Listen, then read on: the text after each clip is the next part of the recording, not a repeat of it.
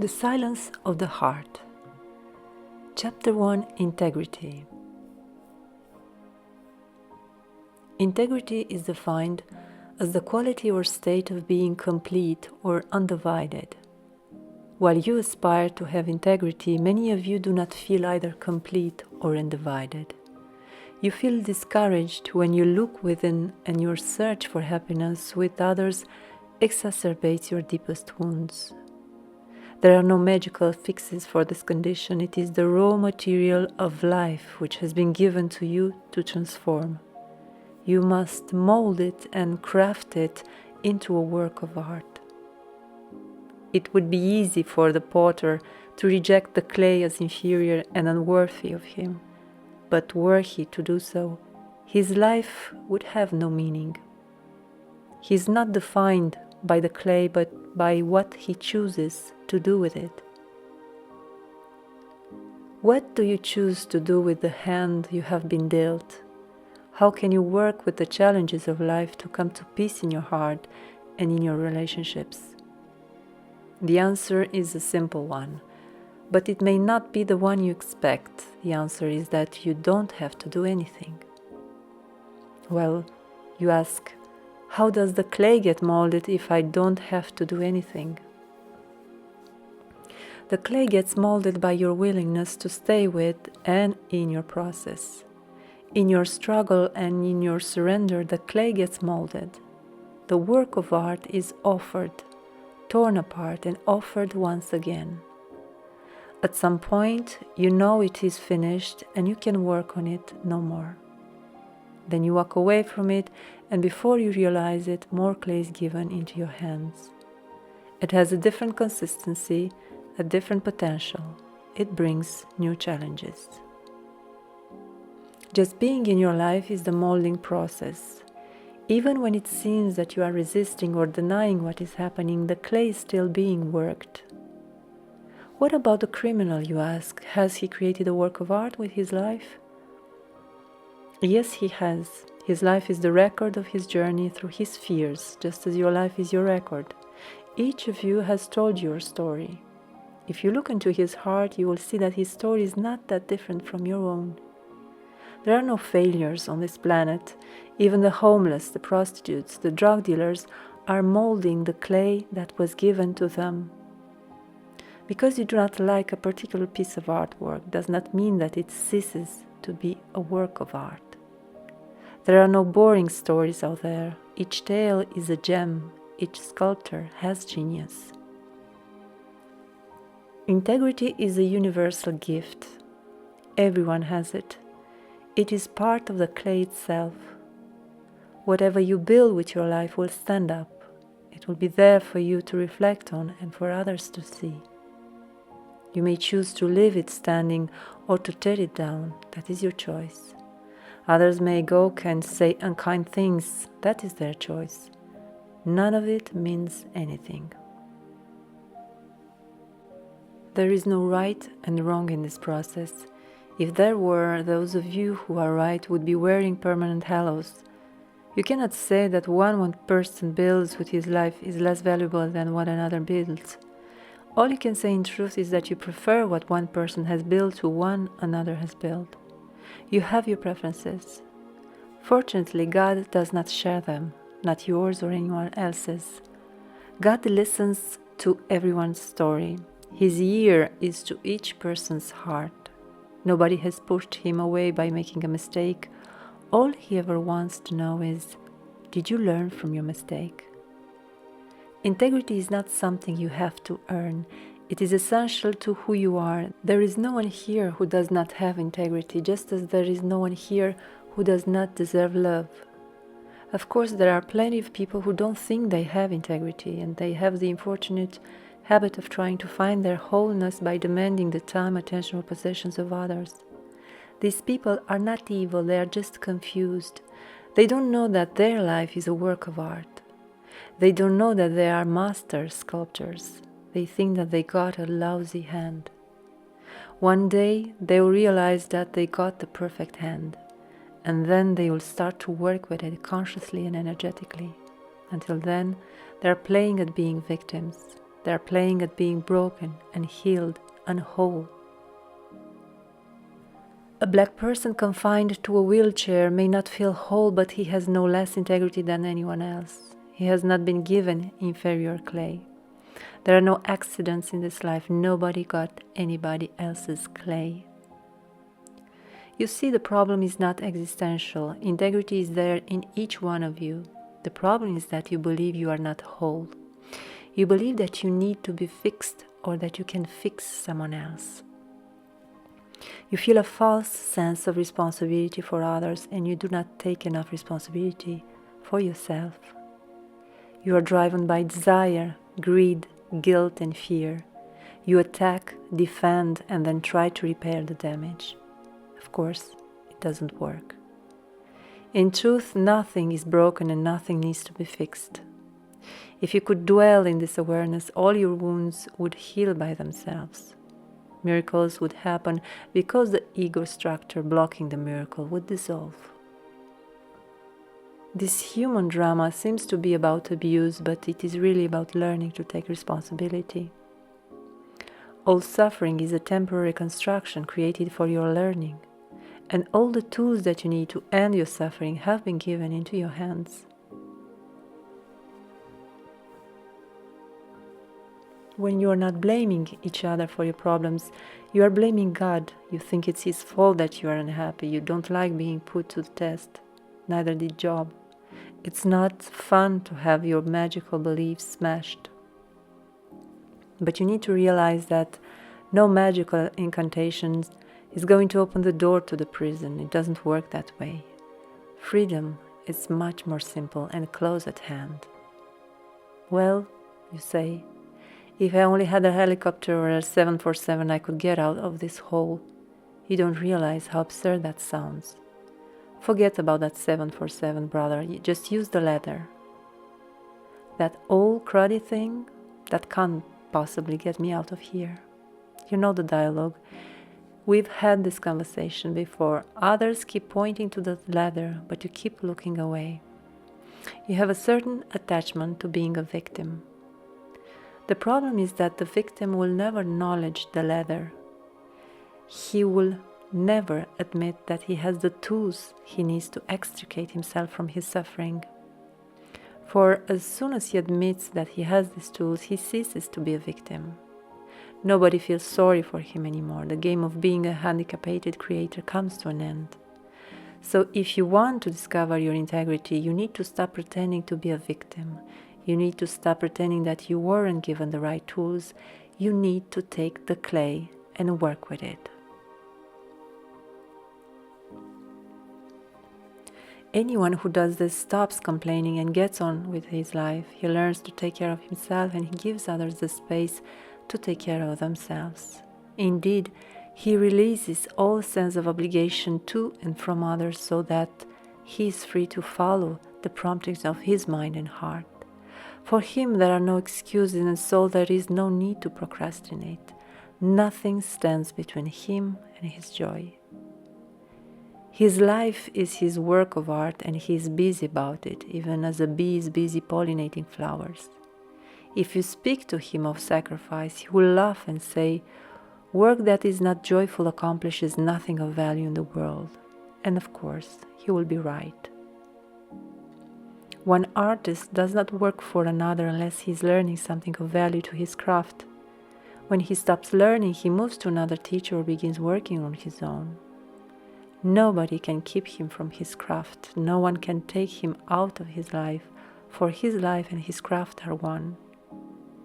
In a world where everyone is a genius, there are no bosses and no employees. There are only teachers and students in voluntary association. If you do not like where you are, you must leave that place, or you do not honor yourself. Do not force yourself to stay in any environment in which you cease to remember that you are creator of your life. I once told you, leave your nets. Do not struggle to be worthy when you already are. Leave that job or relationship in which you are unable to be yourself. Let go of your neurotic bargain for love and acceptance and walk through your fears. You will never find your wings until you learn to use your arms and your legs. Don't ask God to do for you what you must learn to do for yourself. In honoring yourself, you needn't make anyone else wrong. Just do what is good for you and express your gratitude to others. When you are stepping into your life, you do not leave others hastily or in anger. You say your goodbyes. You bless the person whose life you have shared and the place where you have lived. Because you can bless the past, you are free to leave it. You cannot leave your nets and take the fish with you. In time, the fish will rot and leave a terrible stench. For miles around, people will anticipate your arrival. The fisherman is coming. Your past walks in front of you. This is not the way to freedom. Be strong in your conviction about your own life, but gentle with others. Do not judge their needs just because you cannot meet them. Just be honest about what you can and cannot do and wish them well. Remember, the one whom you reject follows you. Only acceptance brings completion. When you are ready to leave the entanglements of your life and step out on the simple path of love and forgiveness, you will know it in your heart and mind. There will be no struggle, no deliberation. In your clarity and generosity, others will relax and release you, and you will hold them in your heart wherever you go.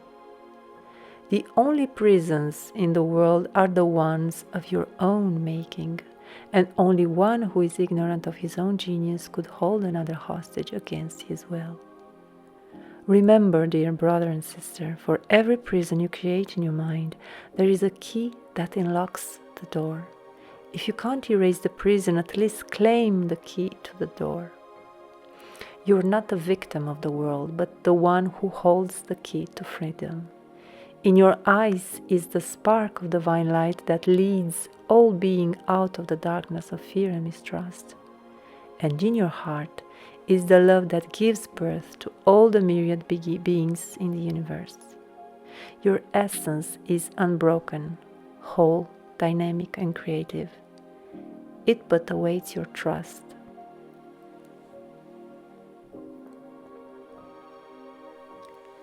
The futility of control. The key to living in peace is the ability to stay in the present moment. You cannot live in the present moment if you think you are the one doing your life. If you think you are a doer, you will feel justified in making endless plans. But watch carefully what happens to your plans.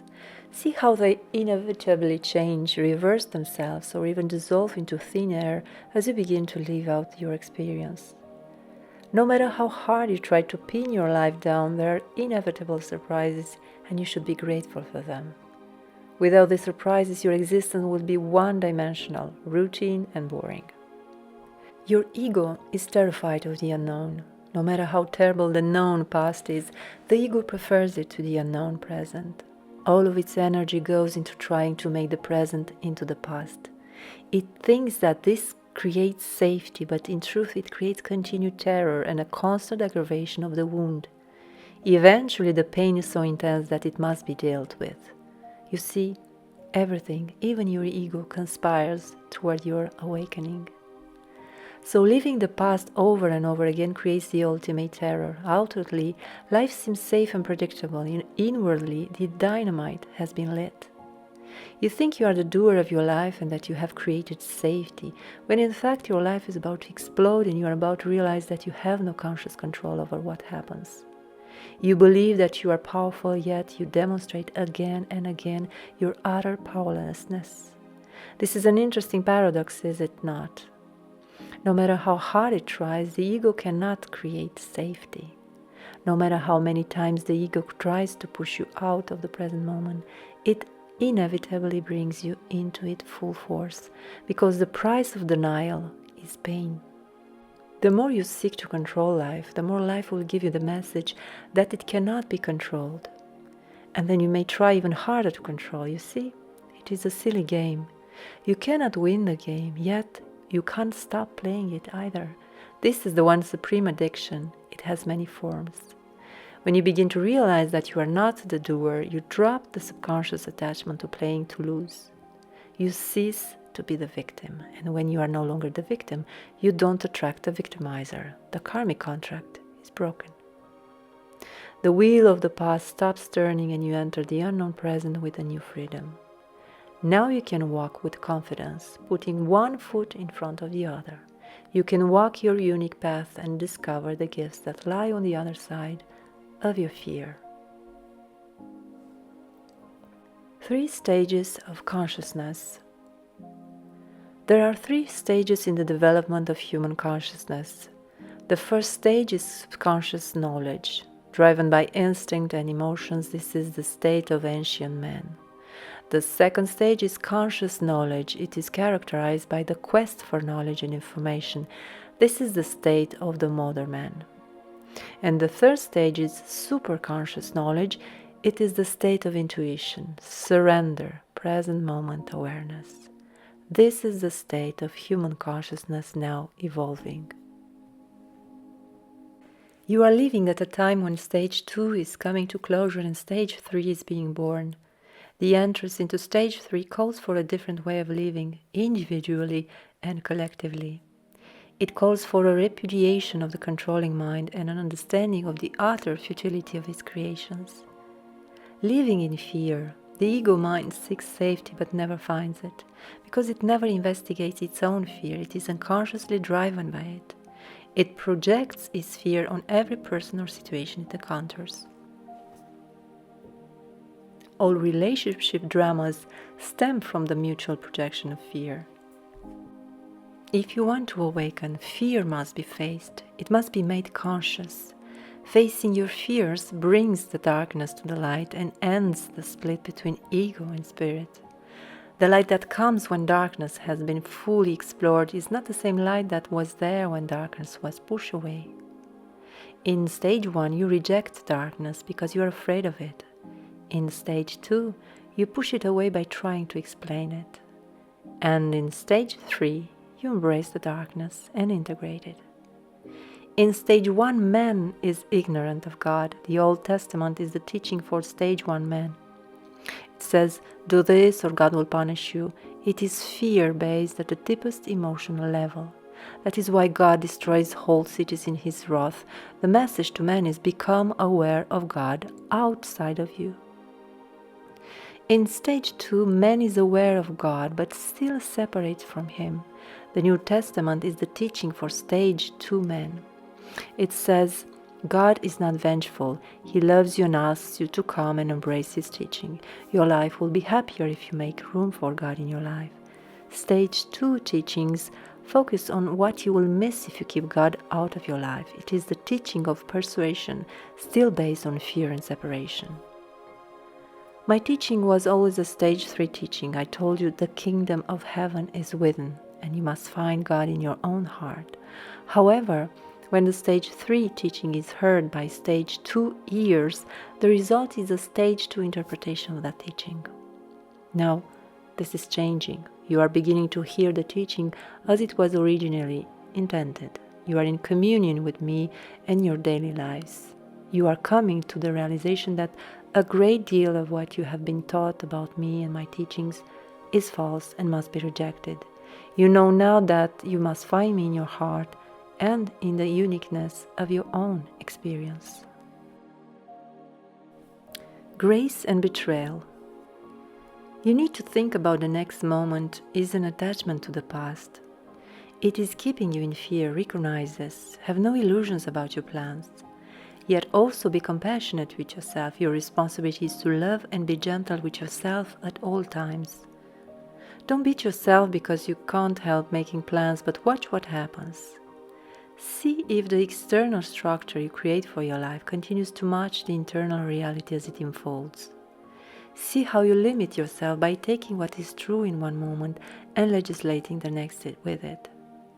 The nature of mind with its thought, feeling states is changeable. Your goal in watching the mind is to recognize what is eternal and what is temporal. If you build your life on the temporal, you will live in constant upheaval because the temporal is always changing. The mind is not bad and it need not to be condemned.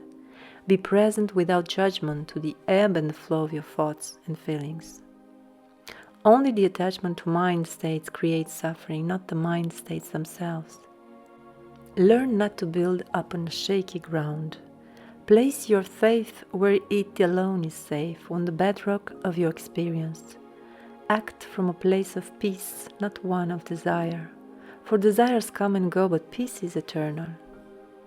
Relationships that support your joy and peace and ongoing healing deserve your commitment. All others are lesson learning devices designed to wake you up by showing you your own self-betrayal. Opportunities for abusive interactions abound. 90% of the psycho-emotional terrain you will encounter in this life is unsuitable for building. Some of it is harsh, unforgiving rock, some of it is seductive quicksand. If you value yourself, do not build your nest in these places. The betrayal you experience will not be someone else's fault, for all betrayal is self-betrayal. Be kind to yourself. No one else can fix your life or bring to you a joy you don't already feel within your heart. Build on what you have, not on what you want, for want is an illusion that comes and goes. As soon as the desire is fulfilled, another desire replaces it. The chain of desire is endless. It always takes you away from yourself. The best relationships unfold without struggle because each person is honest. Without secrets, communication prospers and intimacy grows. Consistency and continuity are established. This is solid ground. This is where the foundation of your life must rest. You have heard the expression, haste makes waste. It is true. What is deeply valued has your full loving intention and attention. It is nurtured, watered, and brought into fullness and truth. It does not happen overnight. It does not happen exactly how or when you want it. It flourishes through your commitment, your consistency, and your devotion. What you love prospers. It unfolds. It gets roots and wings. This is the movement of grace in your life. First, find what is real, what is true, what is consistent and dependable in yourself, and you can offer it to another. Do not look for solidity in others. It will never come to you from the outside. If your life is anchored in the truth of your experience, then that truth can be shared. But if you are looking for truth or love or salvation outside yourself, you will be disappointed again and again. Grace rests on a tenacious commitment to yourself, a commitment that says no gently but firmly to all who would attempt to trade their dream for your own. Only by honoring yourself does the beloved come. Those who twist themselves into pretzels in the search for love simply push the beloved away. Needs. Your major disconnect with the rhythm of love is the belief that there is something you can give or take from another. This belief and the manipulations that spring from it render your life painful beyond measure. Consider why you are always disappointed in your relationships with others. Whatever you seek from another always floats up in front of you like a balloon filled with water. As soon as you prod it, demanding the love you feel you deserve, the balloon pops up and you get soaked. Be honest. Have you ever received from another what you wanted that person to give you? Of course not. The only reason that person came into your life was to remind you of the nurturing you need to give yourself. Consider why you always hit bottom whenever you try to give to help or fix anyone else. The very need to fix someone else betrays your belief that you are not acceptable as you are. Whenever there is need or compulsion in giving or receiving, you can be sure love is a long way away. When love is present, one gives and receives freely without attachment. That is because you can give and receive only what you have, not what you don't have. The attempt to give or get what you do not have is futile. It can end only in disappointment and sorrow. If you are loving to someone, you will receive love because love always returns to itself. If you demand love, you will receive demands for love. As you sow, so shall you reap. The law of energy is circular. What goes comes back, and what comes back goes out. So how can you get something you do not have? It is impossible. The truth is that you have everything that you need. Nothing that you need has been withheld from you. In this sense, you can only need what you do not need. Please stay with this paradox. I'm not trying to confuse you. If you need something, then you believe that is not yours to give. If it is not yours to give, then how can you give it or receive it?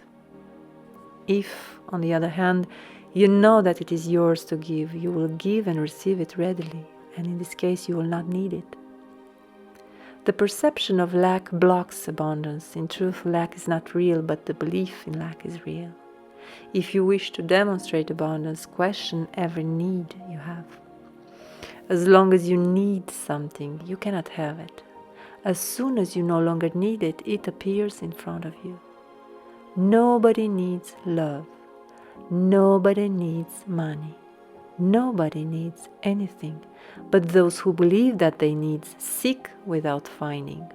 This is a simple law. You cannot receive what you are unable to give, and you can't give what you are unable to receive. Giving and receiving are the same thing. Giving is receiving. Receiving is giving. When you know this, the whole chess game falls apart. The mystery is over. Two paths of liberation. Time and space are mutually dependent. Without one, you cannot have the other. The same is true for male and female, parent and child, black and white. All things exist in relationship to their opposites and are indeed defined by them. The analytical mind is essentially dualistic. To know it must compare one thing to another. Separation is essential to analysis. That is why it is impossible to know God. As soon as you know God, you lose the experience of unity. Much of the frustration you feel on your spiritual path comes from the fact that you cannot experience something and study it at the same time. If you stand back and observe, you will not have the experience the participant does. And if you participate, you will not have the same experience as the observer. One spiritual method asks you to become an observer. Another asks you to be a participant. Either method works, but you cannot practice both at the same time. If you want to know, you must learn to stand back and observe. If you want to be, you must dive into the experience. One method requires detachment, the other requires immersion. My own teaching is oriented to those who would dive in. It is an experiential journey into the roots of abuse. You learn by making mistakes and practicing forgiveness.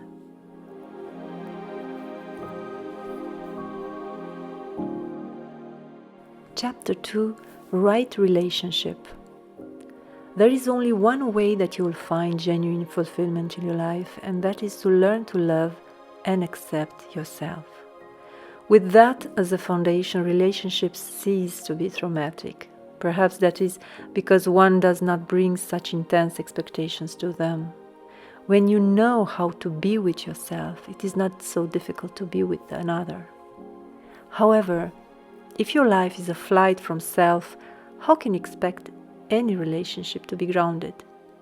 It just is not possible. All you have are a clash of wings in a crowded sky. In your time, with the breakup of both extended and nuclear family structures, more people are struggling to make contact with the ground.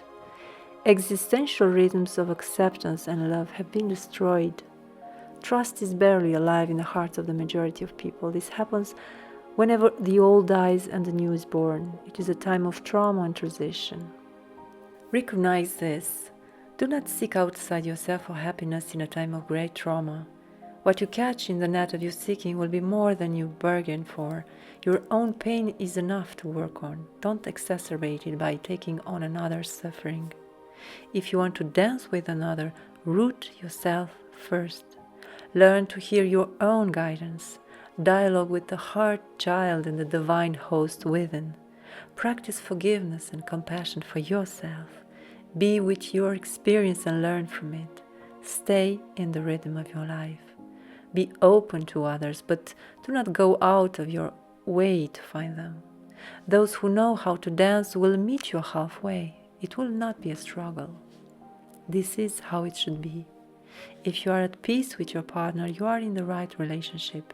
If you are not at peace, then your relationship is inappropriate or premature. Inappropriate relationships exacerbate the abuse patterns of the past. Learning in such meetings is painful. A better choice can and should be made.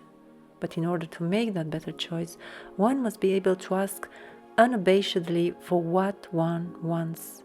If you let another dictate the terms of the relationship, don't be surprised if you don't feel honored.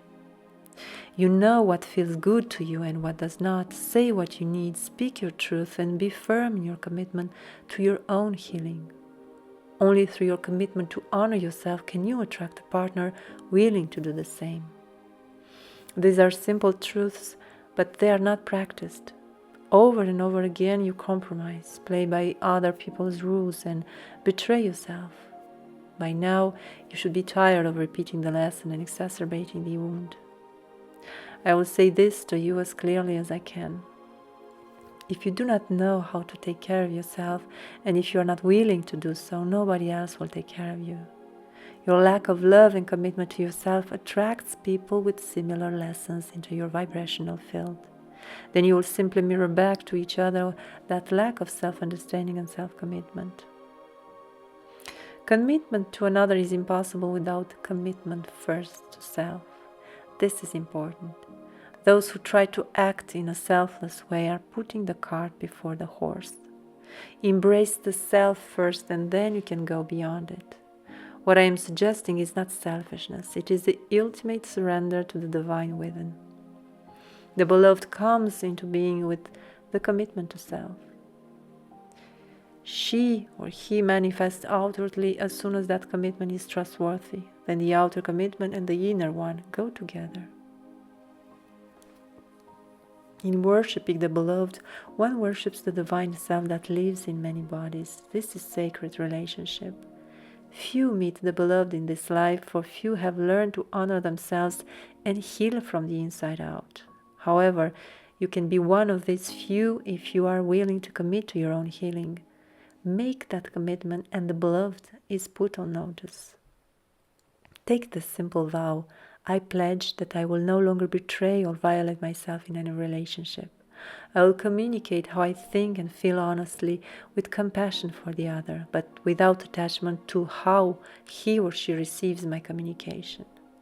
I trust that by telling the truth and honoring myself, I am in communion with the beloved. I will no longer try to make a relationship work by sacrificing myself to try to meet my partner's needs.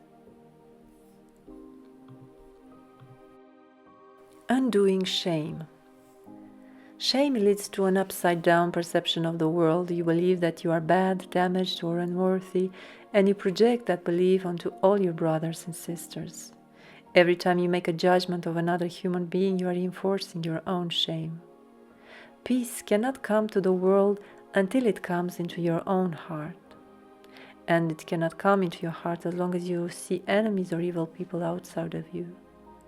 Every evil you perceive in the world points to an unforgiving place in your heart that is calling out for healing. So please stop judging others. Stop the game of shame and blame. Every judgment you make eventually returns home. It is not others you are condemning, but yourself. The whole drama of salvation is played out in your own mind. Apart from your judgments, there is no hell. Apart from your love, there is no heaven. You like to pretend that there is an evil not connected to your shame and your judgments, but it is not true. Every evil and every devil you perceive is a projection of your shame. Do not see the drama happening outside of you, or you will lose the key to the kingdom. The drama of shame and blame must be shifted in your mind. It cannot be resolved externally. You are the one who holds the key to the kingdom. I invite you to use it. By shifting your own conscience from fear to love, the drama of shame and blame comes to an end. Bridges of forgiveness are built between you and your enemies. This is a circular world. What you are willing to give to others, you give to yourself. If you offer committed love, love that overlooks faults and soars above judgments, how can any less be returned to you? In truth, thought and action are simultaneous. As soon as you have the thought, I am not worthy, an experience comes in to confirm that thought. That is not a punishment from God, but a testimony to the power of your mind. Do not blame God for the apparent misfortune you receive. Do not blame your parents, your neighbor, your spouse, or your children. Do not even blame yourself. Simply ask to see everything in your life free of judgment. See how you called for it and it faithfully answered your call. See this without beating yourself up. See this without beating the stranger who came to your door to deliver the message. Just see it in surrender, in reconciliation with yourself, your brother, and your God. Everything that happens in your life is part of your experience of God. If your experience feels painful, ask, what can I learn from this pain?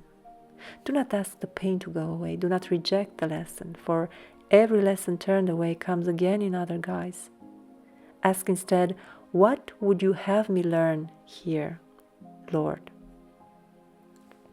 The Father and Mother of creation ask only for what contributes to your awakening. Their love for you is both gentle and fierce. One type of love is not enough. The love of both Father and Mother are necessary. Pray to Father for courage and to Mother for gentleness. With courage, walk through your fears. With gentleness, open your heart. Forgiving your parents.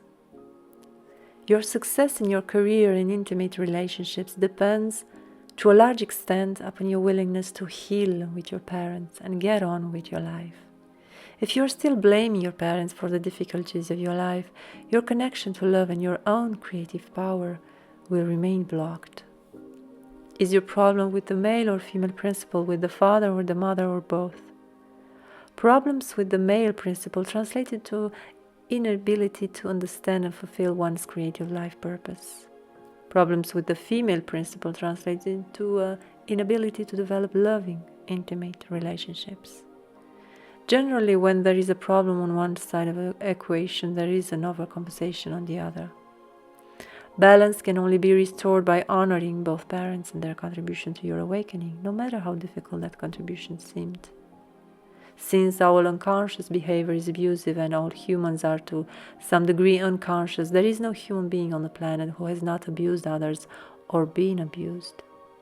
When you pick up a stone to throw at someone, you judge harshly. Ask, how can I judge? How can I know the painful place from which this act has arisen? Be in touch with your own pain, your own reactive behavior, and feel compassion for this brother or sister who is also in pain. Whatever abuse you experience in your life must ultimately be forgiven. When it is forgiven, you no longer hold on to the violation. You release the shame. First you forgive yourself, then you forgive your abuser. Do not try to do it the other way around. You cannot extend forgiveness to another until you have claimed it for yourself. When you come to peace with your parents and accept them as equals, then your healing of the past is complete. You no longer wish them to change to meet your expectations, nor do you feel any need to change to meet theirs. You rest in mutual acceptance. As equals, you bless them. You respect their achievements and have compassion for their challenges and mistakes. When you are complete with your parents, you stop creating parental lessons in your intimate relationships. You end the cycle of unconscious, reactive behavior and attract a partner who challenges you to take the next step in your growth. The soulmate or life partner comes into your life when your parental lessons are resolved. Then the man stops finding his mother in his wife and trying to be her husband, and the woman stops finding her father in her husband and trying to be his wife. Unconscious, abusive relationships come to an end or transform themselves, and the stage is set for the journey of conscious, committed intimacy. Spiritual marriage. A soulmate relationship is an exploration of the dynamics of equality, mutual trust and respect. It is a mature relationship that requires good communication skills, generally learned through the forgiveness process in previous relationships. In a sense, all of your past relationships prepare you for full participation in this one. The soulmate cannot manifest until there is honesty and clarity in all of your relationships. If you're abandoning a previous marriage partner or your children in order to be with a new lover, you might as well face facts. You cannot find the soulmate by abandoning any other human being. Genuine love never results in cruel behavior toward another. This does not mean that you cannot revise your commitments, but it does mean that you do so with respect and concern for others. Your soulmate cannot enter your life until you honor yourself and others fully. As you become ready for this relationship, you are internally directed toward him or her. In the acknowledgement of your life partner comes a shift in the ground of your being. No longer do you live just for your own peace and happiness. Your partner's peace and happiness is as important as your own. You enter a new stage in your life journey. One becomes externalized as two, and two become inner directed as one. Out of your union comes a work that could not be accomplished till now. Together you accept your spiritual purpose and fulfill it gracefully as your relationship unfolds and radiates love to all the people in your experience. Once you meet the beloved in form, your life cannot continue on as it was. All that is separately held must be released. The isolated self must die so that the self-partner can be born. Chapter 3. No other gods. The door to the divine presence opens through your heart. It opens through your kindness to yourself. It opens through your gentle acceptance of yourself in any moment. It opens through your embrace of your experience, through your willingness to be with whatever is happening in this moment. The door to the divine presence opens through your kindness and gentle acceptance of others as they are in this moment. It opens through your willingness to be with them whatever they are thinking and feeling, without judging them or trying to fix them. It opens through the attention and the blessings you freely extend toward others. The door to the divine presence opens through your simple remembrance of God in any moment. The only authority. Do not expect your relationship with God to look like anyone else's, or you will sabotage this relationship. God's presence in your life is totally unique. Don't try to measure your spirituality by comparing what happens for you with what happens for others. Don't accept any intermediary between you and God. Reject all gurus and teachers. Do not make the mistake of thinking that someone else has more spiritual knowledge than you do. That is preposterous. Anyone who is close to God knows that it is you who gives God permission to be present in your life. Only you. The attachment to the ideas and concepts of others interferes with the clarity of your direct connection to Spirit. Reject magical thinking. Let go of potions and formulas. Forget what you think you know. Forget what you have been taught. Come to God empty and surrendered. This is a time when all idols must be rejected. All forms of external authority must be stripped of their own power. Cultivate your relationship with God directly. Enter the silence of your own heart. Talk to God. Pray and ask for guidance. Open the dialogue and listen for God's answers within and in the signs that she sends into your life. Get to know God in your own experience. Accept no substitutes. Forget the priests, the psychics, the shamans who will give you answers. They are blind leading the blind. And know absolutely that any message of fear does not come from God or from me. Any message that disempowers you or puts you down comes from a false prophet, a manipulator, an avenger. Turn away from such teachings, but send love and compassion to those who profess them, for they are in great pain. Neither take a teacher nor be one. Be a brother or a sister instead. Prescribe not for others, nor let them prescribe for you, but listen to the voice of God and be guided by it, for you do not know. Your brother and sister do not know, only God knows. Accept no substitutes. Forget your esoteric teachings, your psychologies, and your holy books. None of them can lead you to peace. Accept no other teaching than the one of your heart. That alone is God's teaching. Do not take communion in a hall where fools preside and the flock is mentally and spiritually asleep. Those who wish to be told what to do will find out soon enough that no one has the answer for them. Do not give your power to impostors. Accept only God's teaching into your life and take communion in the silence where you meet her. Celebrate your common experience. Meditate and pray together. Break bread together. Give, receive, serve together, but accept no other authority in your life but God's. Each of you is guided in a unique way and has unique gifts to offer. Celebrate that guidance and those gifts, but do not try to give your guidance to another and do not accept another's guidance if he offers it to you.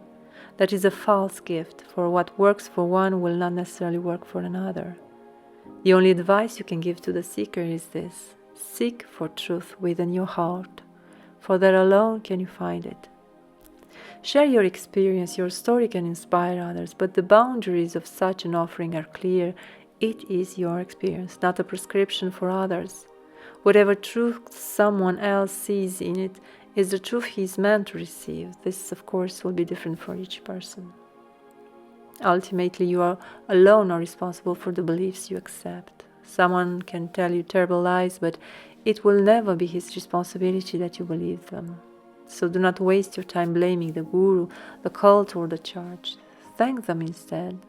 Tell them how grateful you are to them for pointing you on the true path. Without seeing where their weakness or hypocrisy, you would have continued to idolize them and give your power away. Now you can reclaim your power and resume your path to peace. An authentic person does not capitulate to any form of authority.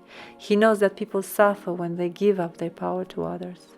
But those who usurp the power of others also pay a high price. Those who hold hostages must house and feed them. They spend most of their time building prisons. They will not find freedom, for they do not give it. Freedom comes to the self when one rejects all forms of external authority and when one refuses to be an authority for anyone else. Paradoxically, that is also the moment in which the self becomes self.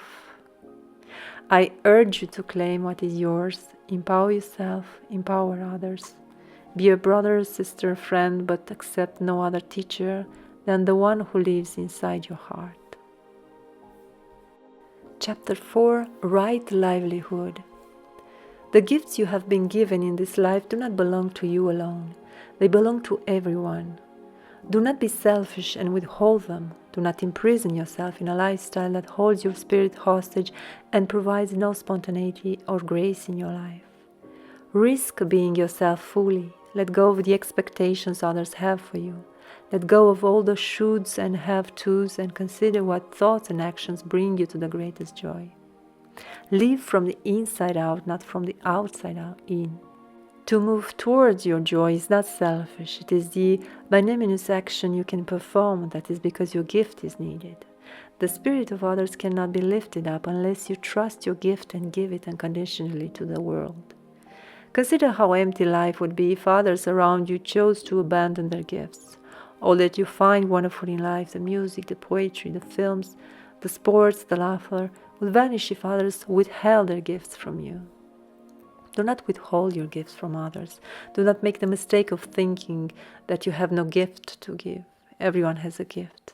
But don't compare your gift to the gift of others, or you may not value it sufficiently. Your gift brings joy to yourself and joy to others. If there is no joy in your life, it is very likely because you are withholding your gift or not sufficiently trusting it. All gifts are creative expressions of self. They reveal the self.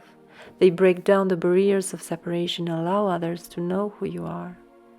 To create is to bring an inner awareness into form. That awareness does not exist in the world in the way you would express it. Your expression of it is unique and authentic. It is fresh, honest, manifested out of your own experience. A creative person does not take direction from the outside. She does not imitate established forms. She listens within. Now she may survey the world, she may even study and scrutinize it, but then she internalizes what she sees. She takes it and digests it, and she considers it in the light of her own experience. She feels it, she owns it, she makes it hers, and then she gives it back. And what she gives back is her vision, her unique perspective, her story. And if she is honest, others will respond to her because they hear their story in hers. They will share her vision and support her creative work, and their support will make it easier for her. The energy that she puts out will begin to come back to her. She will feel appreciated emotionally and financially. It is a beautiful process. Perhaps you have tried this and it hasn't come to fruition. Perhaps you are still struggling to manifest your gift. What am I doing wrong, you ask? Why isn't the universe supporting me?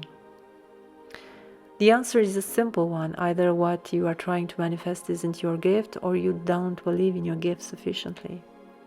Well, how do I know? You inquire. Ask yourself, am I doing this because it brings me great joy, or because I am seeking the approval of others? If your action is not joyful, it will not bring happiness to yourself or others. You may succeed or you may fail, but happiness will be missing. Only that which comes from your heart with great enthusiasm will prosper on all levels. Only that which you love will touch others and bring true appreciation your way. Appreciation and approval are two entirely different things. Appreciation is the natural, spontaneous flow of energy back to you when others feel connected to you and your story. There is nothing you can do to precipitate appreciation other than to be yourself and tell the truth. You simply cannot be in control of what comes back. When you have shared authentically, something essential always comes back. It may not look like what you expect, because what your ego is looking for is not appreciation, but approval.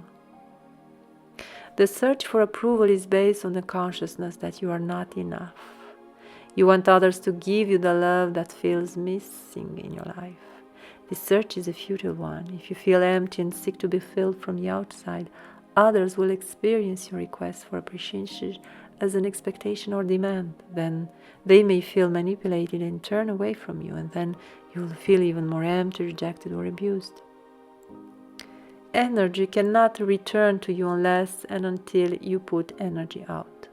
Putting out a demand is not putting out energy. It is putting out a vacuum that sucks other people's energy. It shouts out to the world, I need you to value me because I don't value myself.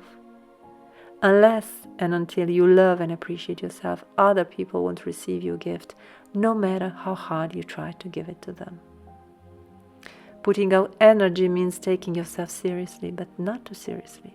It means valuing yourself enough to be willing to share with others. It does not mean attacking people with your gifts. When you have a lot of expectations about how people should receive your gifts, you make it impossible for them to receive them. If you value your gift, it won't matter so much how others respond to it. Even if they don't give you positive feedback, you won't be dissuaded from offering your gift again and again. Happiness and personal fulfillment flow from the commitment you make to yourself. This commitment will be tested again and again. Over and over, you will be asked by the universe to offer your gift in the face of criticism, skepticism, or apparent lack of appreciation. And each time rejection comes, you will be faced with the decision, do I do this again? If the gift is false, sooner or later you'll stop offering it. It will become apparent to you that your expectations are not going to be met, and that continuing to offer your services is a way of beating yourself up. So you'll stop attacking yourself by offering a gift that no one wants. On the other hand, if the gift is true, you will learn from apparent failure and rejection. You will learn to value the gift more deeply and to offer it more authentically. You will gradually stop attacking people with your gift and start creating a more loving space in which the gift can be offered and received. An authentic gift will develop as you trust it. A false gift will not. The former is the gift of spirit, and it is your responsibility to nurture it into existence. The latter is the expectation of your ego, which must be surrendered if your true gifts are to emerge. Creativity and transformation. Your commitment to the expression of your gift will transform your life. All the structures in your life that hold you in limitation begin to fall apart as soon as you make this inner commitment to yourself. Trying to change these structures from the outside in is futile. That is not how change occurs. Change occurs from the inside out. As you embrace your gift and move through your fear of expressing it, old, outdated lifestyle structures are de-energized. Without receiving new energy from you, these structures dissolve. You don't have to do anything. As they dissolve, they create a more open space within your consciousness for the gift to be recognized, affirmed, and nurtured into expression. Your work situation, your family life, your sleeping and eating patterns all begin to shift as you get about the business of honoring yourself and moving towards your joy. Without struggle, you unhook from roles and relationships that no longer serve your continued growth. This happens spontaneously.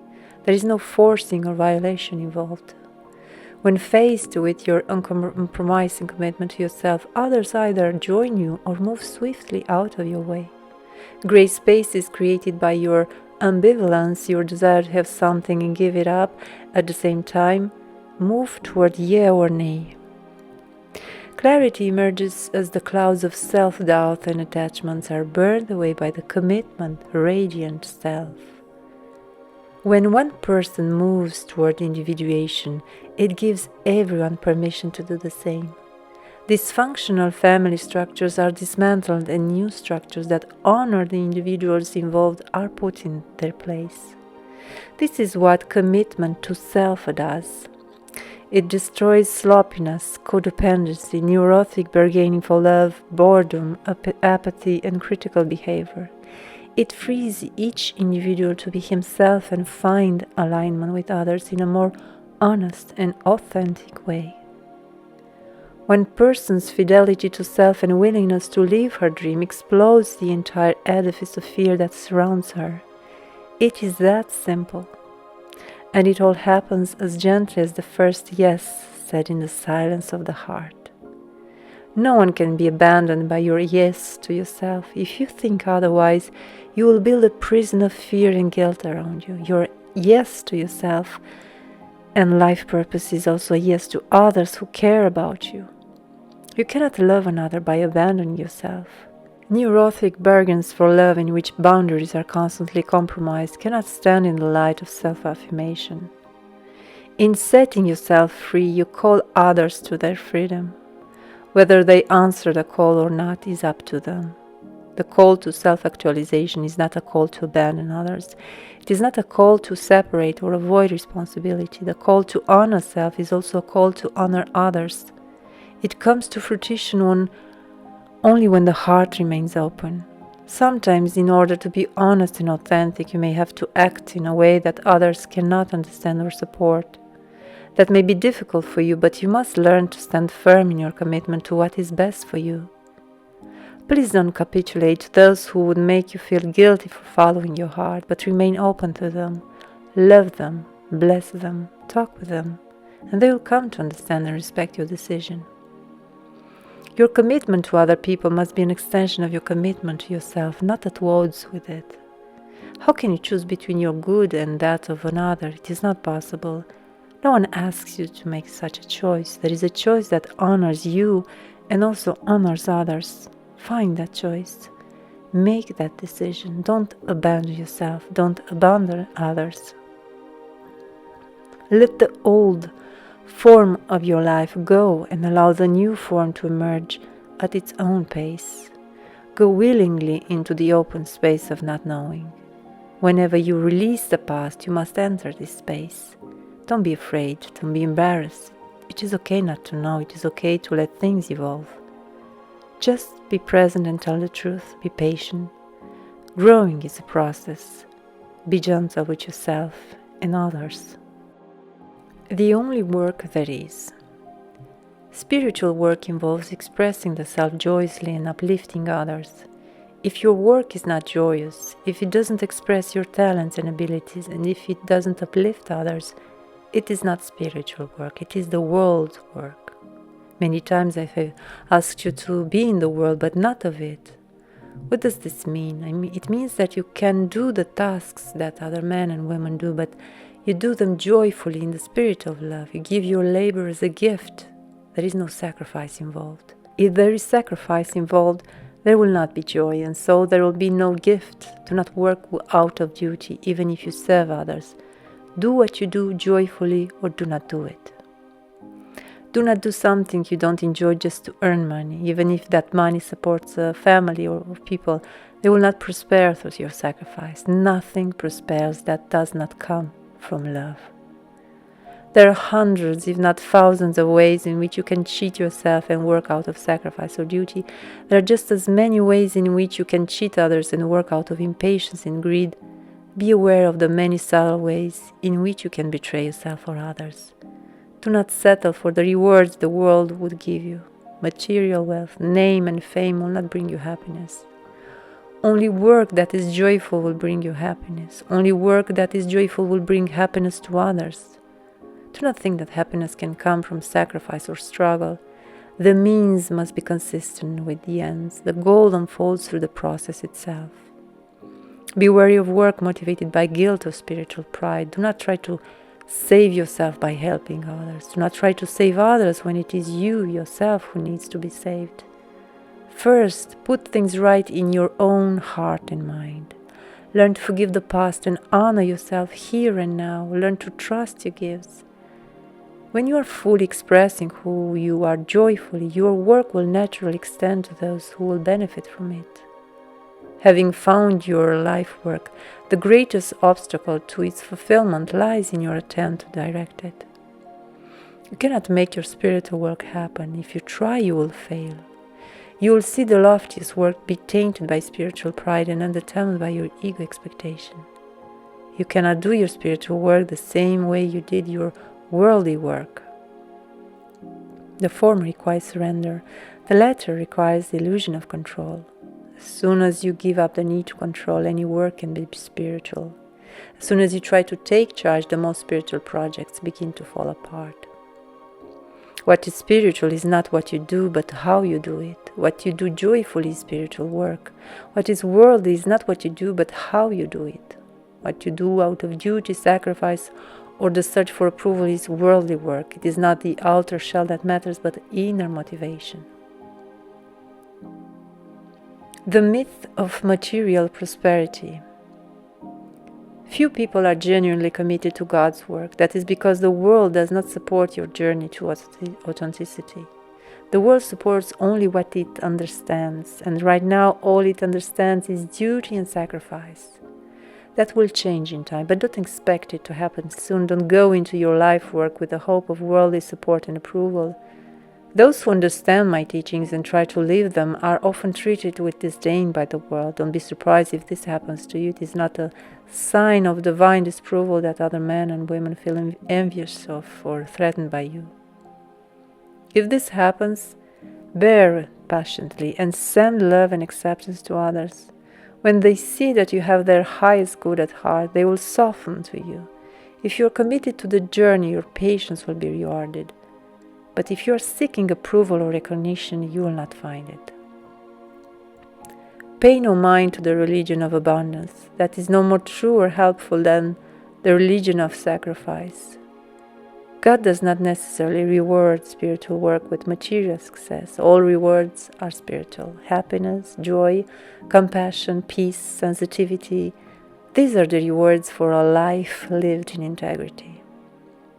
If material success does not come, it is not important. If it seems important and resentment develops, then more ego expectations need to be stripped away.